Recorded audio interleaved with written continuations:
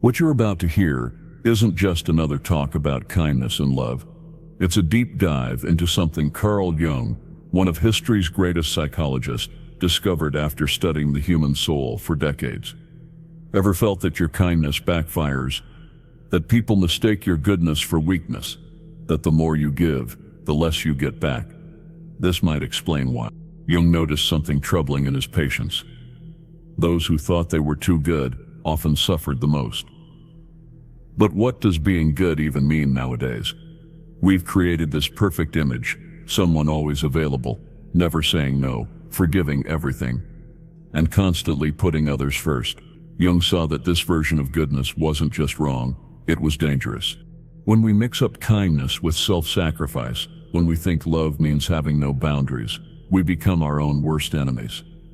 Jung found something unsettling. The harder we try to be perfectly good, the stronger our shadow grows.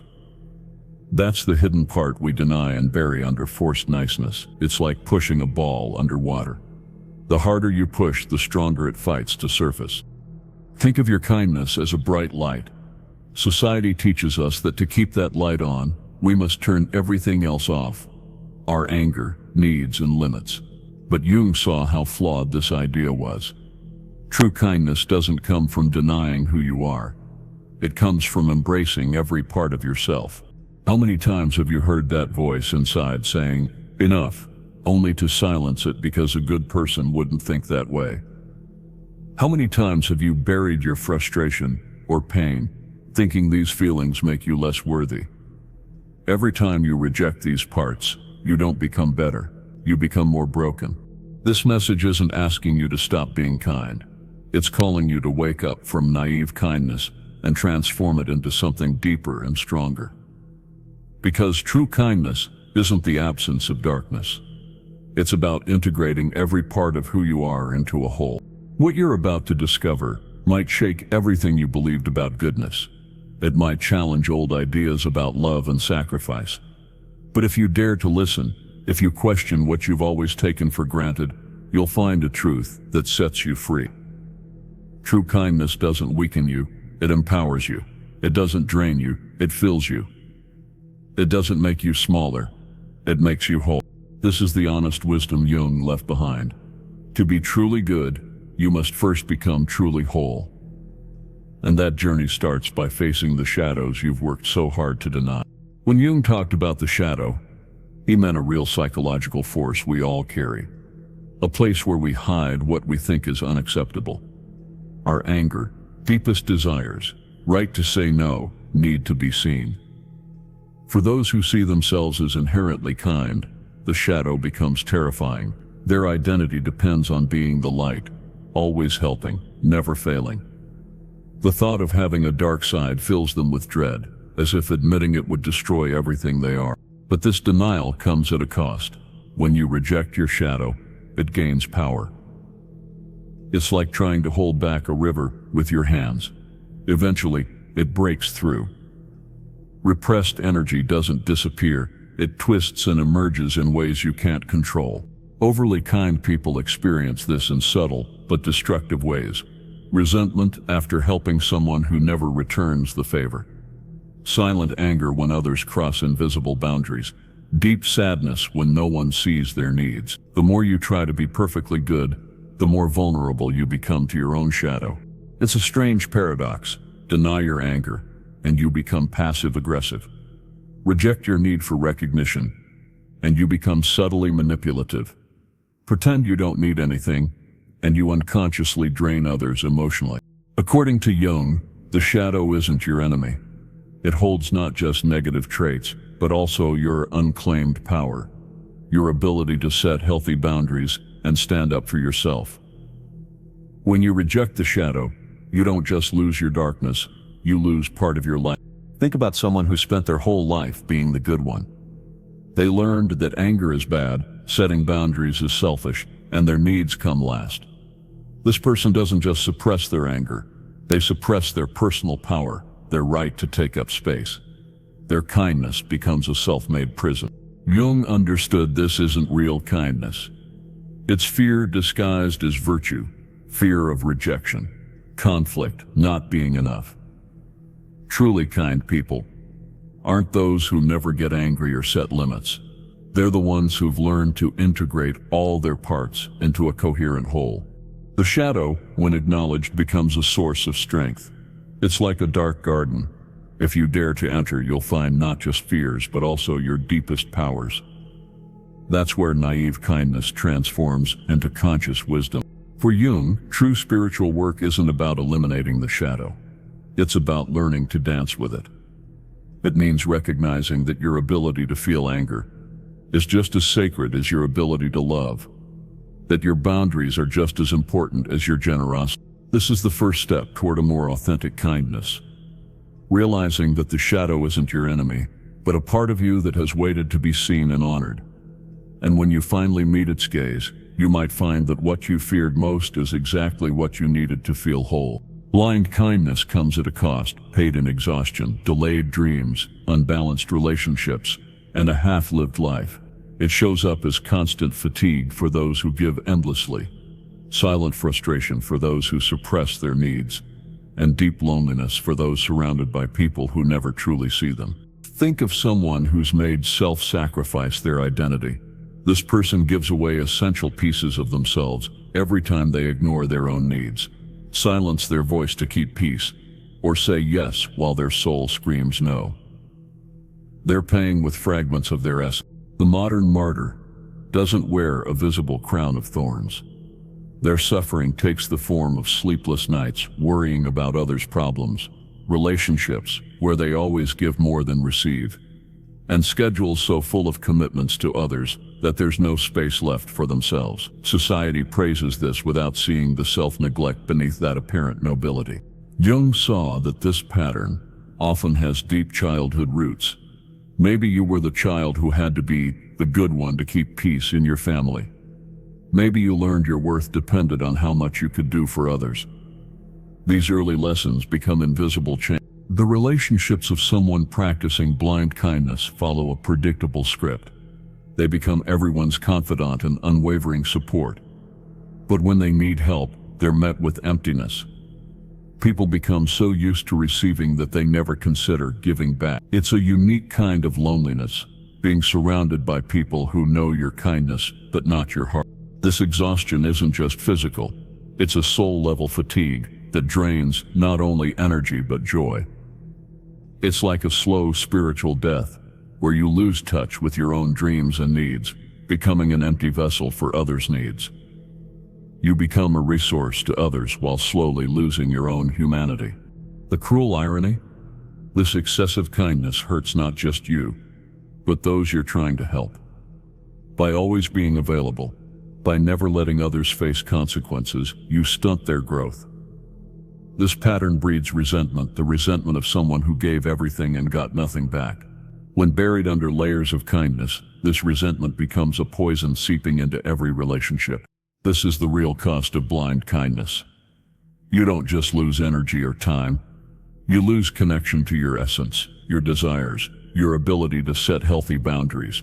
You become a diluted version of yourself, existing mostly to serve others' needs. Integrating the shadow isn't comfortable. It demands courage and honesty. It's like turning on a light in a room that's been dark for years. What you see might be unsettling, but only by seeing clearly can you begin to transform. This process starts with acknowledging that your excessive kindness has often been a form of avoidance. You avoid conflict, rejection, criticism. Behind every act of excessive kindness hides a fundamental fear, the fear of not being loved for who you truly are. Transformation requires bravery.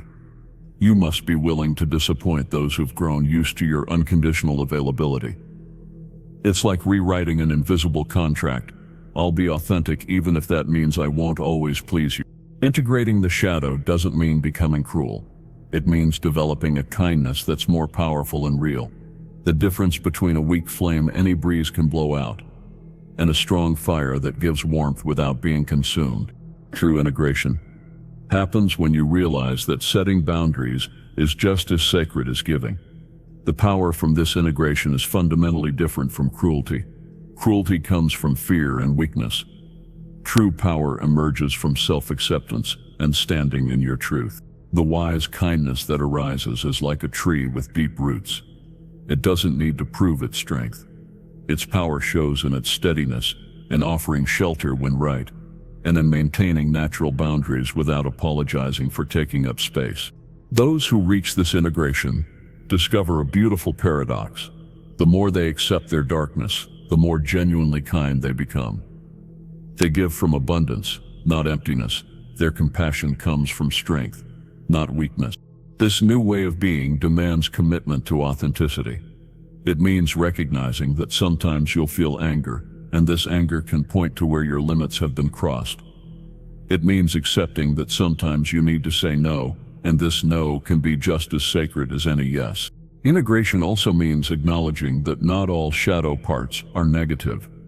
Within what you feared lie your most powerful gifts, your discernment, your intuition about others' intentions, your fierce ability to protect what you hold sacred. Wise kindness has discernment.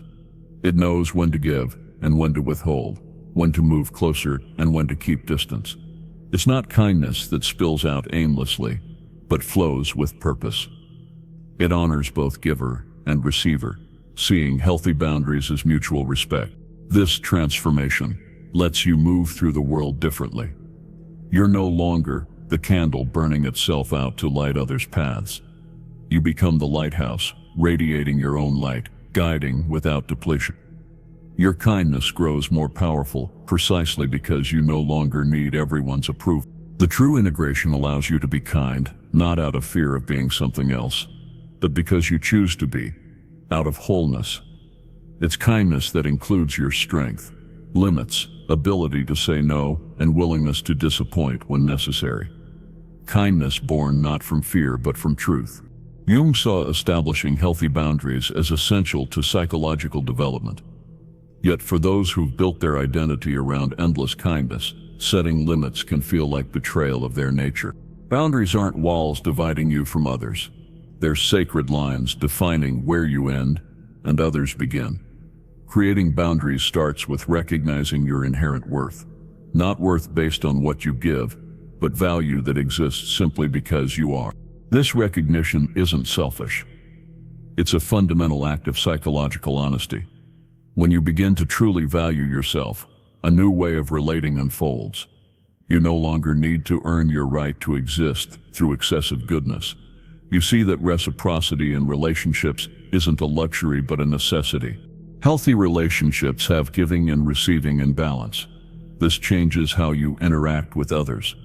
You realize that when you let others cross your boundaries repeatedly, you harm yourself and prevent them from learning to respect personal limits. Genuine kindness includes the strength to uphold clear boundaries because these protect both your ability to give and the dignity of those receiving. People who set healthy boundaries encounter a fascinating paradox. Their relationships, though fewer, become far more meaningful. Some may leave when you're no longer unconditionally available. But those who stay truly respect and value you as a whole being. Setting boundaries means developing a new emotional vocabulary.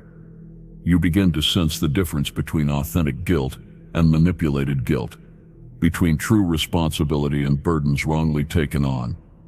You recognize that your resources are limited and sacred. You can't give from an empty well, and maintaining boundaries ensures you always have something to offer when truly needed. The true protection of your kindness doesn't come from building walls, but from developing wise discernment about where, when, and with whom you share your gifts. It's like tending a garden, requiring both clear borders and constant. When you guard your energy properly, your ability to be genuinely kind grows stronger, not weaker. The alchemy of transformation begins when you allow your light and shadow to dance together. It's like watching two streams merge into something entirely new. Neither purely light nor dark, but a new kind of power born from conscious integration. This journey starts when you stop fighting your dual nature.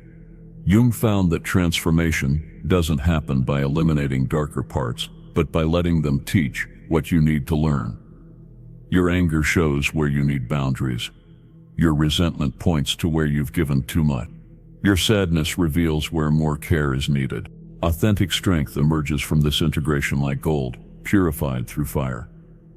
It becomes refined power, knowing when to move forward and when to pull back, when to give and when to conserve, when to speak and when to remain silent.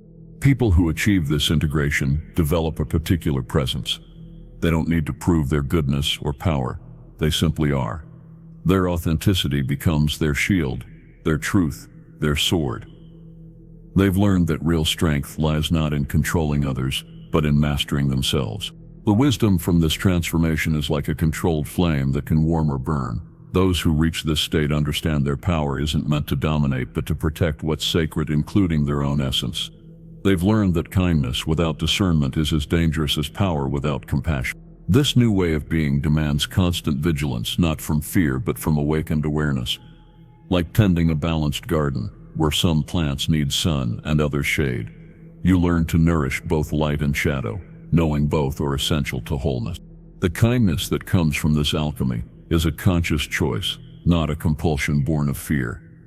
It's kindness that knows its worth, doesn't need constant proof, can say no without guilt and yes without resentment. It's kindness that has made peace with its shadow and therefore doesn't fear darkness in others. This transformation is ongoing, not a final destination. An eternal dance between light and shadow, power and compassion, giving and receiving. Each day offers new chances to refine this balance, to consciously choose how to use your power, to be kind from strength rather than fear. This personal alchemy creates ripples around you. When you allow yourself to be whole, you give others permission to do the same. When you show it's possible to be both strong and kind, powerful and compassionate, you create a new model of what it means to be truly human. The final transformation leads to understanding that real kindness isn't a straitjacket limiting you, but a power setting you free. It's not a mask worn for acceptance, but an authentic expression of who you truly are, where power and compassion flow from the same source, where light and shadow work together to create something greater than their sum. The journey through Jung's wisdom isn't just ideas, but an invitation to deep transformation, beginning the moment you accept that your kindness doesn't need perfection to be meaningful, your power doesn't need to be feared to be respected, and your wholeness includes both light and shadow. Jung showed that the path to authentic life doesn't lie in denying our dual nature, but in embracing it. When you integrate your shadow, when you let your power and kindness coexist, you become more complete, more capable of creating the life you truly desire. Now the invitation is to take the next step. Look within and ask, what parts have you denied in the name of being good? What power have you repressed fearing rejection? What boundaries have you avoided to prevent disappointing others? Remember, your kindness doesn't depend on perfection. Your worth isn't defined by how much you give. Your power doesn't lessen your capacity to love. And your boundaries don't make you less worthy of love. This transformation isn't a destination, but an ongoing journey. Each day offers new chances to choose authenticity over people-pleasing, conscious power over weakness disguised as virtue, real kindness over automatic self-sacrifice. The world needs people who've integrated both light and shadow, who understand true goodness comes from conscious integration, not repression. It needs whole human beings embodying both strength and compassion, who know when to give and when to hold back, who understand their boundaries are as sacred as their ability to love. As you finish this message, remember, you're not here to be perfect. You're here to be whole. In that wholeness, that integration of every part of you, you'll find not just strength to create the life you dream of, but wisdom to live it authentically. The question isn't whether you're good enough. It's whether you're ready to be truly powerful, not power that dominates but transforms, not power fearing the shadow but integrating it to create something greater than ourselves. If this message resonated, don't forget to subscribe, hit the notification bell, and share with someone who needs to hear it. Let's walk this path of transformation together.